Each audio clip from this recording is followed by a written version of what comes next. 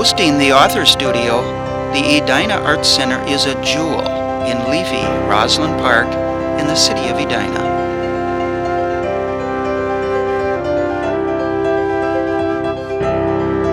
It showcases the Peggy Kelly Media Art Studios, the Margaret Foss Gallery, and the Clark Gift Shop. We have a full-service media transfer department where our staff is close enough to keep your projects simple.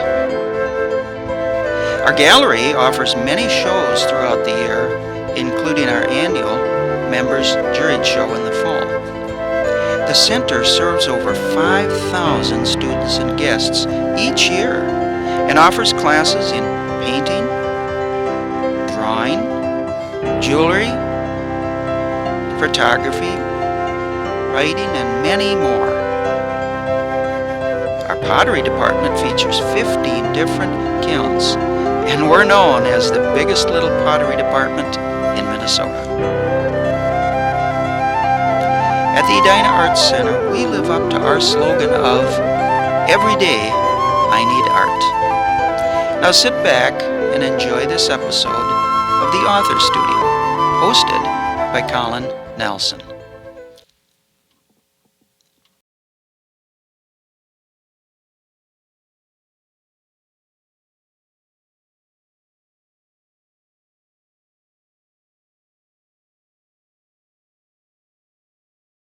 Good morning, everyone. Good morning. Welcome to the Author Studio. I am Colin Nelson, the host. I'm also a writer. And today our guest is Mary Logue, whom I will introduce in just a minute. But I wanted to thank all of you for coming today. For those of you people who are new, an especially nice welcome to you. If you get a chance, wander around this fascinating building. Normally, we have these walls covered with art, but we're in between shows today. So Mary will be our art. We can look at Mary. We also encourage you, if you're interested, check out the gift shop, which is to your right. These are all local artists at reduced prices, make wonderful gifts for yourself or for others. Check that out. If you're interested in membership or classes, also check at the desk in the gift shop. We'd love to have you join us. If you don't mind, if you're new, would you please give us your name and your email? We can keep in touch with you. We run the Author Studio the second Saturday of every month. We take the summer off, but it'd be nice to stay in touch with you and let you know of new programs that we have coming up. Thanks, Terry. So I'm going to introduce our guest today, Mary Logue. And normally I don't do this, but Mary is Superwoman. She is Superwoman. I forgot to wear my belt. I'm a writer. I have done this much compared to what Mary's done. Thank you. So hang on. Are you ready? She has written 4 books of poetry. She's written a young adult novel called Dancing with an Alien, and I think has worked on a series with your significant other, Pete Hauptman, who himself is an excellent author. She's written 2 nonfiction books published through the Minnesota Historical Press, one about Minnesota courthouses. She's written not just a fiction book, she's got 2 series of fiction books. Her latest one, in the Claire Watkins mystery series that we'll talk about, just came out, was a couple weeks ago? Yes, yeah. A Lake of Tears, so we're going to talk about this in a minute. She also has a mystery series. Karen Nash is the character, right? A librarian. You have to say that. And if you recall, the Star Tribune last summer ran a serialized novel. Do you remember that? The name of it was Giving Up the Ghost. Here's the ghost. This is the Mary Logue of Star Tribune fame. She's been an editor for a number of different publications. She has won the Minnesota Book Award. And even though it's Wisconsin, She's won the Wisconsin Outstanding Achievement. This is what can happen when you're by Riverbank. I live in Golden Valley in Stockholm, Wisconsin. And she's lived all over the world. Hopefully we can talk about that a little bit. And she's a rug hooker. Have I got that right? Do, I got to be careful how I say that. So welcome, Mary, and congratulations on so many things. Thank you. What a wonderful year 2013 was for you. Unbelievable. Yeah. Tell us a little about it. Well, it's interesting, I think, because sometimes you find the work does pay off. A lot of things that came to fruition in this last year were things I had been working on for quite a long time. But I wrote a picture book that won a Caldecott honor, Sleep Like a Tiger. And that had been a project that I had been thinking of for years. And then I teach in the Hamlin Low Residency Writing for Children. And I work with some incredible picture book writers, and I learned everything from them and was able to write one myself. Then the Star Tribune thing happened, and that was just a real plum and just delightful to work with them. I had in my youth done music reviewing and book reviewing for the Star Trib, but it was really fun to be back there and working with them. So generous, such good editors. And then both my series, I had books coming out. And then also I did a book called Trees, which is poems of mine and black and white charcoal drawings that my sister Dodie Logue did. And so it's just been kind of a romp and frolic of a year. Wonderful. Yeah. Well, I have to thank you personally. I met Mary about 25 years ago when we were both in kindergarten. Right. She was in a group of writers called the Suspenders because they helped support each other. Isn't that a clever title? And you have always been so helpful and generous to people like me and many other writers. So we're all in it together is really how I look at it. That's a great point. Yeah. Let's talk about your new book. Tell us about Claire Watkins, as you mentioned, or maybe you didn't mention. Claire Watkins is a deputy sheriff in Pepin County yes. in near Stockholm. Yes. That is Pepin County, isn't it? Yes, it is. Tell us about that. Why there? Well, I started writing the series, boy, I should know this, about 20 years ago, and I had bought a house in Stockholm, Wisconsin, when I was just a pumpkin, and I was a single woman, I had no money, and I bought this little house in Stockholm, Wisconsin that was falling down. There were more animals in the house than outside, and I cried every time I went down there. I thought, what have I done? But I completely fell in love with the area. And I'm from Lake Elmo, Minnesota, so it's not too far from where I really grew up, and it's certainly the landscape that I know and love. So I had written 2 standalone mysteries, and I decided it was time to take that step and try a series. And stepping into a series is a big project, I often think it's kind of like you might date a guy, but then when you think about marrying him, you have to be a little more careful. And it's kind of the same way when you think about who's going to be the character that I'm going to live with now for the next 9 books. So I made a bunch of decisions about Claire Watkins. I knew I wanted her to be a cop, that she would have a reason to be involved in criminal investigations. I knew that I wanted her to have a child because I really wanted her to be vulnerable, and I think children can make us very vulnerable. I wanted her to be single because I really love writing about romance, and I think romance, if done well, is extremely suspenseful, and I love writing suspense. So I killed off her husband before the book started. I wanted her also to be a foreigner, and what I mean by that is she grew up in the Twin Cities, she was a cop in Minneapolis, and all of a sudden she's a deputy sheriff in the smallest county in Wisconsin. And it's a real eye-opener for her. And part of the reason I did that was I didn't it was an eye-opener for me too. I was new to Stockholm and Pepin County. I was surprised by the way news traveled through the community. It was very interesting for me, and I wanted to be able to write about that. Plus, I felt like as a newcomer, I still had a lot to learn, and I wanted to show that through Claire.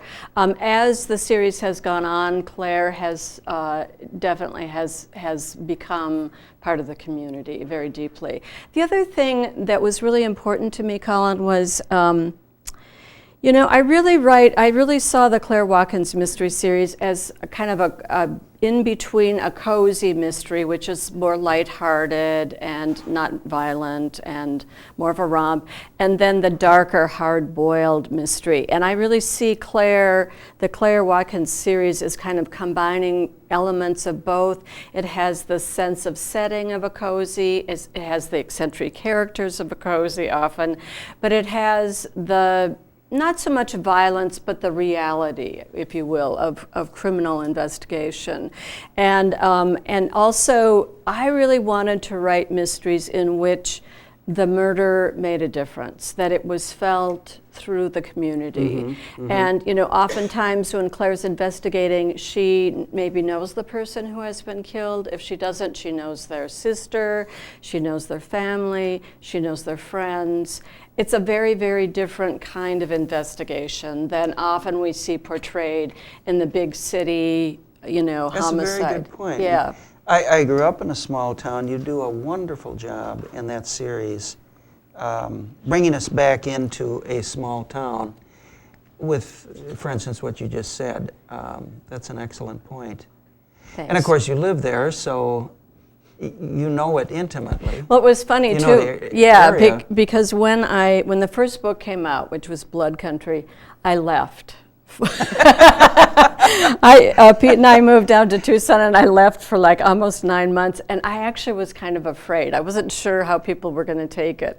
Well, I came back, and everybody's like, well, we think we know who so-and-so is, you know, and I just loved it. And I created a town, Fort Saint Antoine, which is a supposed, well, it is a French fort that was built in the 1600s, someplace on Lake Pepin. But I've done a lot of research, and I have yet to really, really pinpoint where it is. There is a roadside marker between Pepin and Stockholm, Wisconsin, that is supposed to be where Fort Saint Antoine was. But the archaeologists came and did a dig, and they couldn't really find any evidence, which I love even more. So I put the town there because I thought I need to at least create a fictitious town. So, you know, I don't get run out of the town I live in. Yes. Well, most authors will focus on one genre. For instance, when Julie Kramer was here about a year ago, she said her publishers are pushing her to brand her character and don't deviate from that. And yet you've written poetry, nonfiction. Why? Tell us about the breadth of what you've done. And do you get bored writing? No, I don't get bored. I get frustrated, irritated. What do you mean? You know, I don't know what I'm doing, and the characters don't behave, and, you know, things like that. I'm boss. You know, I think that I started writing very young.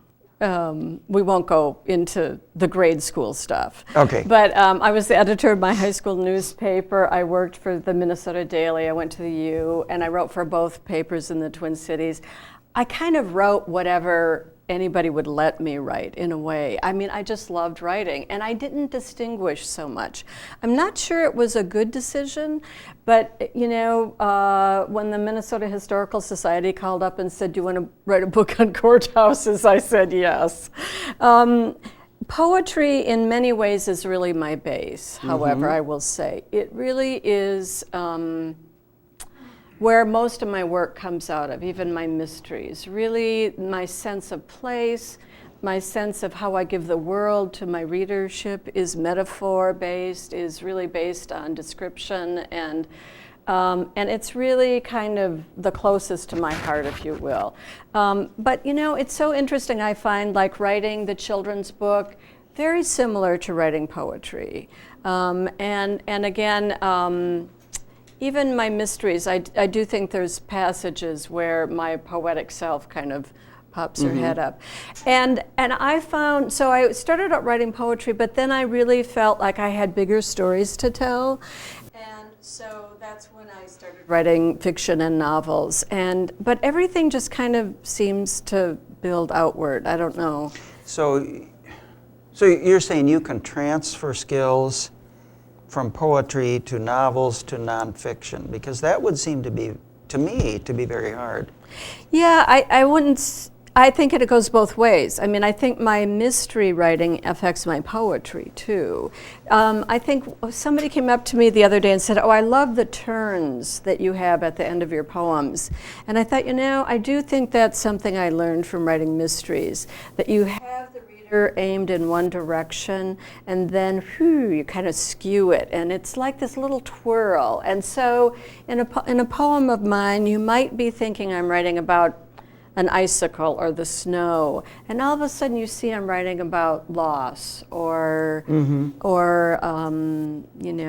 eternity, or so that movement, I think it's really energetic, and I think I definitely learned some of that from writing. Let's look at nonfiction for a while. Then, do you think did you have to learn new things? The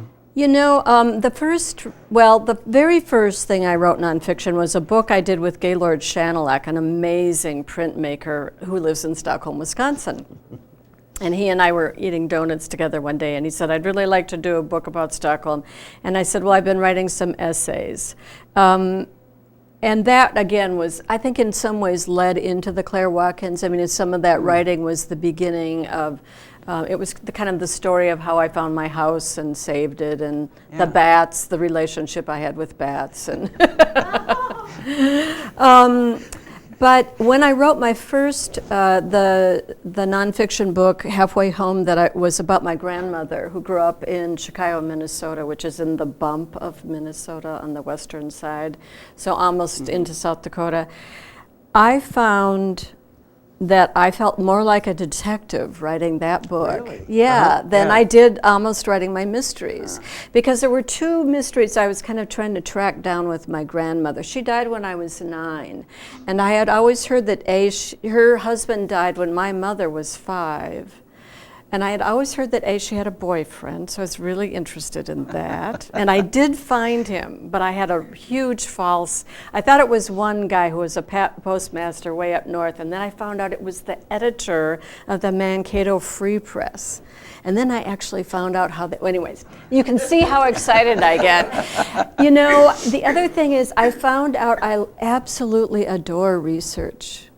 I love doing research for books. I do a lot of research from my Claire Watkins. The sheriff of Pepin County has been incredibly kind to me and generous.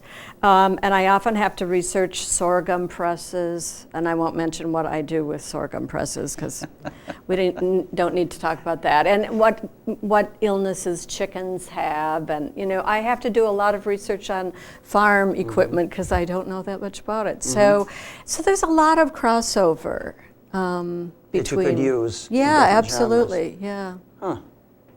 What is the interesting book you've got on your lap there? Well, again, By the way. I mentioned trees. Should I read a Yes, poem? would you please? Yeah, I'd love to. Tell us a little. Well, I read the will. poem I will. First, and then well, tell what us about happened was, again, I'm a rug hooker, and I always thought it was really cool. A lot of women who hook rugs have kind of totems. They love chickens, or they love squirrels, or they love pigs, or something. And I never felt like I had a totem, I wanted one, and I kept kind of checking bears or wolves. Then one day I realized bats. Why not bats? Yes, Mice. actually.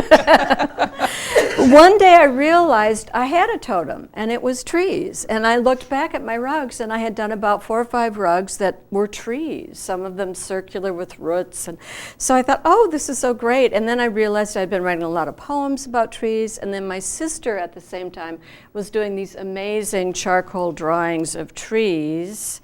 And so we decided to do a book together. And what was so interesting was we had already both done the work. and it came together. So there's 16 poems of mine about trees and 16 of her drawings. And I'm going to read you a poem that, again, takes a lot from living in Stockholm. It's very much the setting of this poem. And it's also a little bit, I had a kind of a hard period a few years ago where I took a dip, and I was just trying to come out of it, and this was a poem that came out of that time. It's called Unwinding. The shoulders of the bluffs are generous with green. So is the comfort of the fields. The universe unrolls with every step we take. Like pollen, love sifts over everything. The last yellow held in the willow leaves turns my heart into a bird. My body unwinds like a spool of thread when touched in the right way. The moon walked with me tonight as I headed toward home. Remember how it feels to open a door for the first time. Light breaks out. Turn around as many times as you need to finally see. Like a top, you blur into a hum. Keep unwrapping the present. Drink the cup of sun the earth has handed you. There's more. Thank you. And here's the picture that goes along. You can see the moon walking. That's musical. I think you should start writing music now too. Oh no. Let's talk about poetry, because you said that's really your passion. Yeah. And for people like me who can't get much beyond Robert Frost, for instance. I love Robert Frost. I do too. But, you know, yeah. Poetry can be kind of intimidating to me. Like, will I understand it? Will I get it? Yeah. Well, what should I do? Yeah. Well, first of all, you don't have to like poetry. There's a lot of poetry out there, really contemporary stuff. I'm not really crazy about it, but there are some incredible poets, both throughout the ages and writing today, and you just have to look for them. I mean, I feel like listening to a good poem isn't really about understanding it. It's about feeling it. It's about like the bell in your body ringing.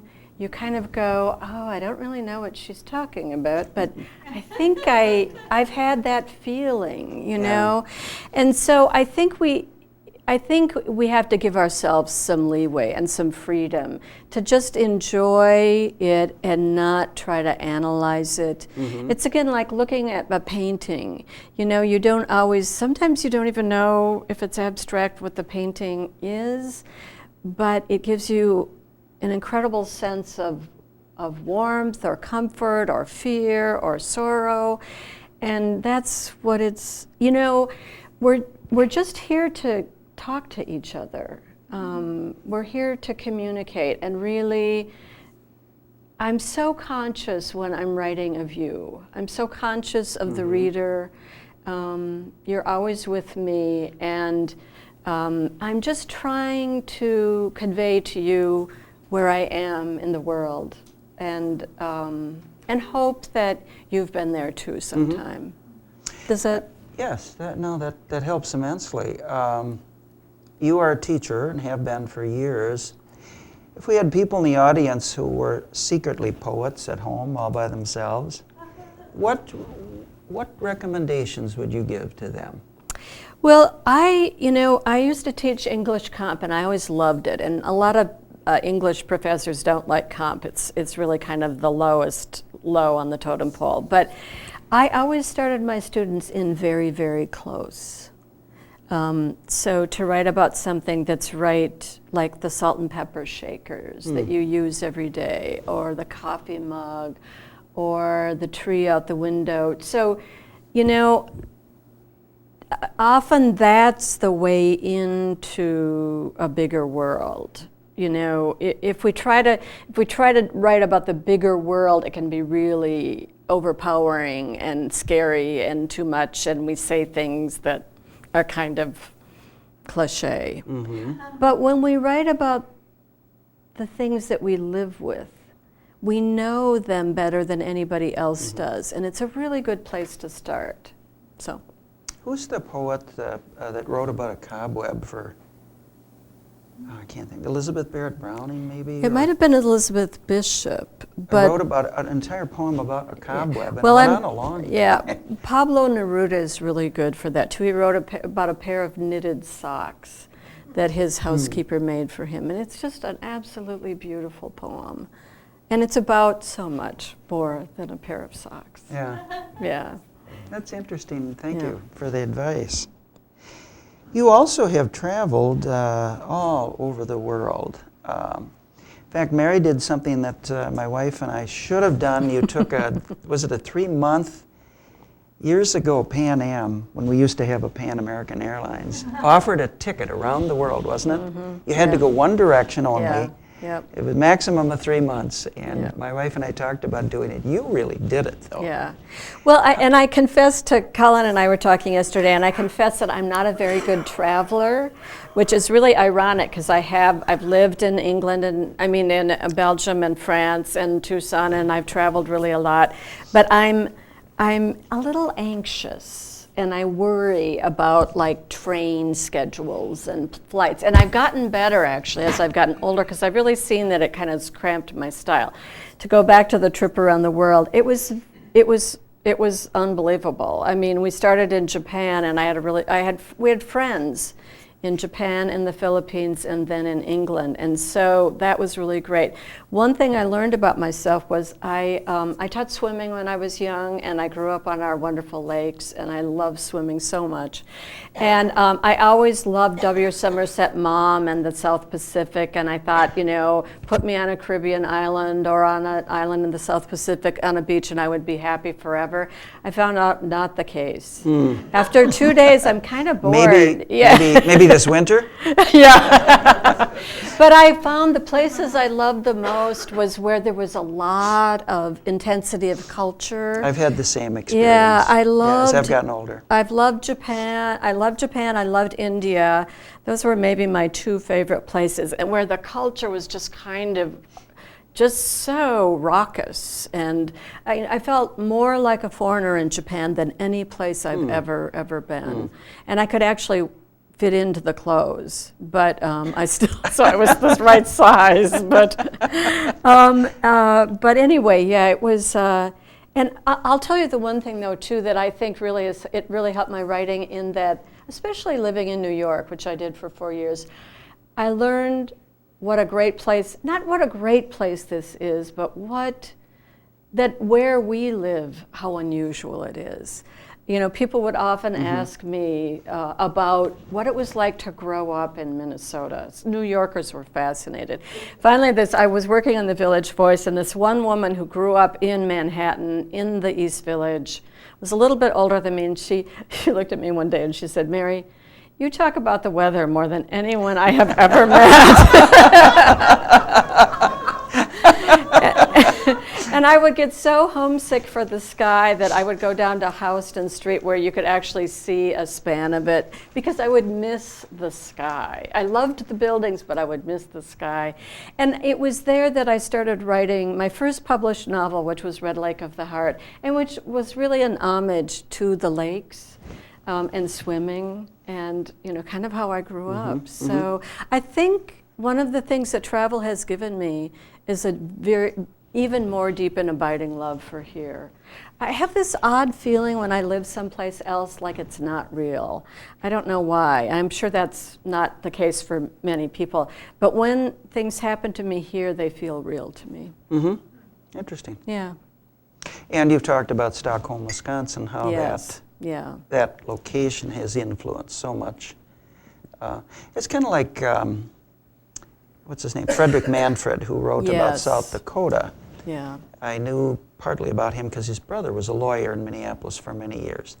But Manfred writes about the South Dakota and the prairies and does such a wonderful job. Well, it's kind of like what I was talking about, writing about your salt and pepper shakers. I mean, I could write about New York, I could write about France, but a lot of people have done that. And I can really write about the Mississippi River.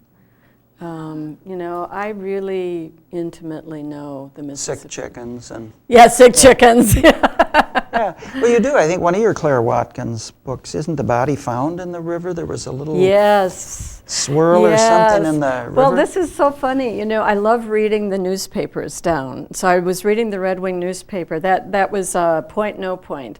And there was a body, this is a true story, that was found by Diamond Bluff in the Mississippi, the river, the body was. And the Goodhue County Sheriff's Department came from Red Wing and realized the body was on the other side of the river, so the Pierce County guys had to come and get it. Well, I thought I can do one better than that. So I put the body in Lake Pepin, and I love maps, and so I had the Corps of Engineers maps for the Mississippi for Lake Pepin, and I knew exactly where the three counties came together. So I have Goodhue and Pierce and Pepin County, and they're in, you know, the Goodhue County's in this big, beautiful, huge, you know, boat. Then Pierce County a little smaller, and then Claire's in a little rowboat, you know. And of course the body ends up being hers, you know. I remember that. Yeah. Tell us a little bit about the creative process in any of your genres. What germ or what little bit of irritation, or what does it take you to get going on a book? Yeah, and you just heard one of my little germs. I'll tell you another one. Well, one thing I want to back up for a quick second. I'm the kind of kid that when I was like 5 or 6, I would sit and look at the linoleum floor in our bathroom and make stories out of it. So storytelling has always been an intrinsic part of my life. But I had a wonderful thing happen for my first YA, Dancing with an Alien. I was going down to Stockholm from the Twin Cities, and Prescott used to have a great little bakery, and I really was extremely fond of their French donuts. And so I was getting a little peckish, so I had to stop in Prescott to get a French donut. So I went into the bakery, and there were 2 teenagers working there, boy and a girl. And the boy looked at the girl and said, well, he said, it was like dancing with an alien. And I went, oh, wow. So I got my donut, and I took that line, and I got in the car, and I wrote the book. 45 minutes later, when I pulled into Stockholm, Pete was there, and I said, I think I have this YA novel. He goes, okay, write it. And I wrote it really fast, because I really had almost the whole story. And so, you know, it's just... ideas, I have aplenty. I have more ideas than I know what to do with. I have like 3 ideas right now. I was talking to Peter at dinner, and he liked one. You know, I kind of told him some of my ideas. And, you know, it's just you kind of live with them and see what one grows and what keeps bugging you. And so anyway, that's... Is it something you get... irritated with? Like I have to get this out, or is it something you get excited about? Different stories, I think, take different forms. Some you're irritated by. Like I wrote a Maiden Rock. One part of that story was something I always wanted to write about, which was the Maiden Rock, which is the legend of Winona jumping off the cliff because her dad Wabasha wanted her to marry somebody she didn't want to. And I just love that story. I don't know that it's true, but I loved it. And but the other piece was methamphetamine use in rural communities. And because I was writing set in Pepin, Wisconsin, I felt like I was really doing a disservice in a way to my community if I didn't write about methamphetamine use, because it was just so horrific and taking over and so infesting rural communities in a way that often drugs didn't. And so those 2 things came together to make Maiden Rock. And so part of it was really kind of fun, and part of it was not so fun. But, yeah, so they, you know, different impulses, I guess. What is it you like about mysteries? Why do you write mysteries? If poetry is your first love, how do you get...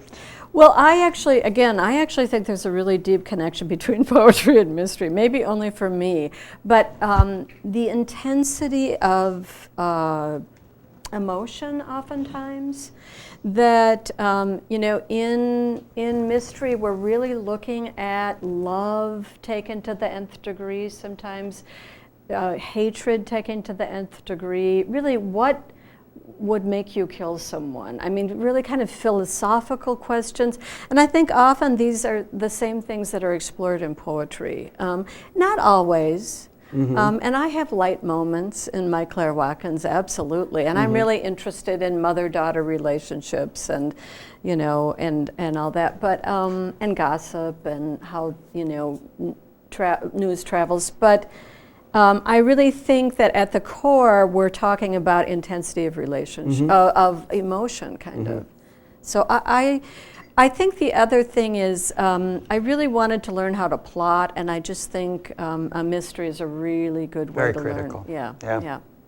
So. I think it was Mary Higgins Clark who talks about actually working backwards. Yeah. She figures out the end and then plants the clues as she goes forward with the story. Yeah, I often think I know the end, but I try to stay flexible because, again, I think that, as they say, no surprise for the writer, no surprise for the reader. And often I'm surprised by where it ends up being when I thought it was something else. So you aren't sure where you're going? Well, I think I know where I'm going. Again, it's like traveling. You think you're going to get to London, but maybe you end up in Cornwall. Stockholm, Wisconsin. I don't know. Yeah. What are you working on for the future? Well, again, I've had such a year. I kind of feel like, now what? Screenplays. You haven't tried screenplays, have you? I have. I've written 2 of course. movies. Sorry. I'm actually working on a YA novel that is about a 16-year-old girl who gets hit by lightning as the book opens, and then is kind of dealing with who she becomes because of the lightning strike. And she wants to go back. She wants to be who she was. And so it's really coming to accept who she's become and what that means. And yeah, I'm really having a lot of fun with it. What's the difference between writing for that market, young adults, versus your Claire Watkins mystery, for instance? Well, what's interesting is that I do think that my Claire Watkins, a lot of YA is being read by adults. So there's a lot of crossover now, which is really wonderful and interesting. There's also crossover with my Claire Watkins. A lot of teenagers read my book. Sure. Partly because Meg, Claire's daughter, is such an important character and becomes more important as the series goes on. She's very, very important in Maiden Rock especially. So I actually have gone to high schools and talked about it. The difference is really, mainly who's the main character. Are they 16 or are they 26 or are they 56? And who, so other than that, not a lot. And in fact, there is the book of the Book Thief was published in Australia originally, and that was published as an adult book, and in America it was published as a YA. So I think that line is very fluid right now. And I think when I write YA, I really don't, I'm very aware of my readership, but I also see my readership as being large. That I would hope that most of my YA books would be really enjoyed by adults also. Good. Yeah. Can we talk just a little bit about publishing? And then I'd like you to read another poem. You've been with tell us about the different genres. Is the same publisher? No, has not done all of those. No. I should count up how many publishers I've been with, because even the Claire Watkins mystery series has been through 4 publishers, which is kind of stunning, and not the best way to do it. But I was with Walker at first for 3 books, and then they decided to dump their mystery line. Then I went to Ballantine for a couple books. Then they decided I was too local or regional. Then I went to Tyrus. Now I'm with Tyrus F&W Media, which is a local press out of Madison, Wisconsin. I've been with the local press, Midlist, for my poetry. I've been with Minnesota Historical Society. Often Houghton Mifflin published my my children's book, and Random House published my YA. So I've been with a lot of presses. I have to say I really love working with the small presses a lot. I think that you get more say in your book. You get more, you're more involved. And I really love publishing. I mean, as you said, I've been an editor. I really like being involved with the book. And I remember when my first book was going to be published by Dell, and I went to New York to meet my editor, and I said to her I had an idea for the cover. And she almost patted me on the head, I'm not kidding, and said, oh, isn't that cute? You know, you think you're going to have a say in the cover, you know?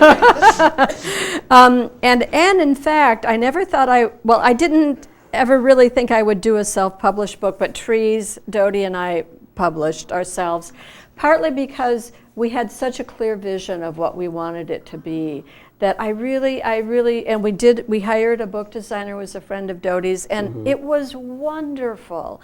I loved being that involved. So, I don't know, did I answer your question? Yes, you did. Yes, you did.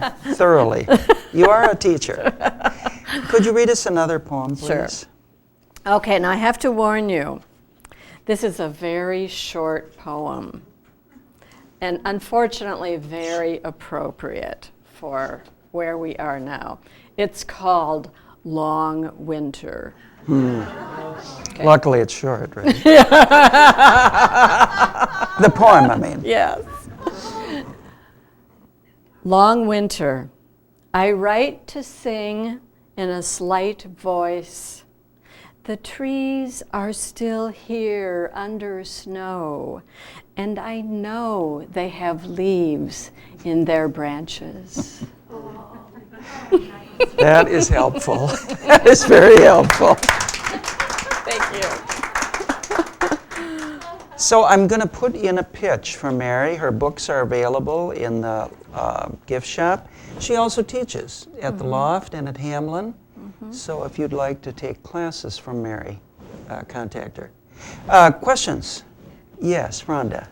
Could you tell us a little bit about the book that won the Minnesota Book Award and what year that was? Yeah, it was Dark Cooley, the second book in my series. I've been nominated a few times, but that was, and of course, wouldn't you know, that was the year I was living in Tucson. So it was very interesting. My, my 10th grade English teacher had gotten in touch with me just a few months before. And so since I wasn't able to be there, I asked him to go in my place. And I said, just in case I win, you know, and that was the time I won. So it was kind of fun. He got to pick up the award. But Dark Cooley is the second book in this series, and the Coolies are the river, they're like dry washes that come down. And it's called Coulee Country down along the river, the Bluffland. So yeah, that's the book that won. Yeah. I'm originally from New York, and I've lived here for 30 years, and I've always been drawn to the area that you write about, and have a house in Lake City, and I could never figure Across out the lake. what the connection is between New York and my love for that Mississippi Bluff area. Yeah. Until I realized that it looks to me almost exactly like the Hudson River. Oh. Yes. Palisades. Yes. Yes. Yes. No, that's very interesting you should say that, because I lived in New York for 4 years, from age 28 to 32. I had a place with a bunch of friends out in the Hamptons and up in Poughkeepsie in the summer. And, you know, and we had to drive 3 hours either way to get to our places. And so when I moved back here, I was totally broke, but my first book was coming out, and I went down to write in Stockholm, Wisconsin, and came home with a house. You know. That's what happened to me. Yeah. I was driving from my father's funeral from New York to Minnesota and bought a house. I had no intention. I know. We really know how to buy the souvenirs, don't we? But I think, and it was interesting, I think it was partly, so I'll just tell you, I paid $17,500. But it was 25 years ago, and at the time I thought, that is like rent for a year in New York City. And also, it's an hour and a half away, and it's an easy drive. So I think having lived in New York influenced me buying. Plus, everybody goes north. Exactly. And I thought, why is everybody going north? Yes, There's more yes. sun down south. And I have to say that we get a little more sun on our side of the river too, but and you're right across the river. I love looking over at Lake City and seeing, is it an old grain elevator that we see? Yeah, so very fun. Thank you. Yeah, I think and I love I used to take the train up the Hudson to Albany, and that is such a beautiful train ride, so yeah. And I love the train ride down along, because you go through Lake City. When you take the train to Chicago, it's wonderful. Yeah. Other questions? I had a similar experience with a 10th grade English teacher. I think he discovered I was writing by my second book, and so he came Oh, fun. To the book release. Yeah. And it was wonderful to make that connection. But Yeah. unlike you, I had to apologize to him for all the bad things Oh, I did yeah. when I was in high school. Yeah. You probably didn't have to do that. But Well, we won't go there. it's a great opportunity to tell him, oh, I'm sorry I did this, and that. But thank you for coming. Yeah. Yes. Question. Can you speak to the difference between getting non-poetry published and getting poetry published? Interesting. Surprisingly, it's hard to get poetry published. It's especially hard to get a book of poetry published. I was an editor and read a lot for a couple presses, Milkweed and Coffee House, and I was stunned by the level of poetry manuscripts that were coming in to these small presses and what we could pick. For like one book, I would look at 600 books sometimes, and they were well published. So it's not any easier. What I really recommend is publishing individual poems as very locally. I love publishing poetry in newspapers and little magazines and any place that I can publish it. I was telling Colin, I'm kind of a stealth poet. I try to get poetry into, I'm often invited to talk about my mystery writing, and I always read poetry when because I really believe in getting it out there. And I love to have it in the newspaper, in the local rag. I just think it's so great to have people see it more often. So. Good point. Good point. I'd like to hear about the writing of your children's book as well. Oh yeah, what fun. I just felt like, I had this idea, it's called Sleep Like a Tiger, and I had the idea I worked for the creative company out of Mankato as their children's book editor for about 5 years, and I just fell deeply in love with children's book writing, and but wasn't, I had this idea for a book about a little girl who doesn't want to go to sleep. And then when I was at Hamlin, I really got the tools. And that sounds odd because obviously I've written a lot of different things, but there's a couple, there's definitely a few things you need to know about writing for children. One is don't put anything in the text that could be handled by the illustration. And that's awfully hard for an adult fiction writer because we're so... It's an interesting point. Yeah, we're so used to detail, and you don't And describing things. Yeah, don't do it, And other things that I picked up, and so I finally got this format where the little girl doesn't want to go to sleep, and her parents very gently edge her toward bed, and then they talk about all the animals and how they go to sleep, and she kind of puts herself to sleep by imagining that she is each animal. So it is so much fun. I just have enjoyed having that book out in the world. I think it's the book I have enjoyed the most having out there. For some way it feels very unthreatening.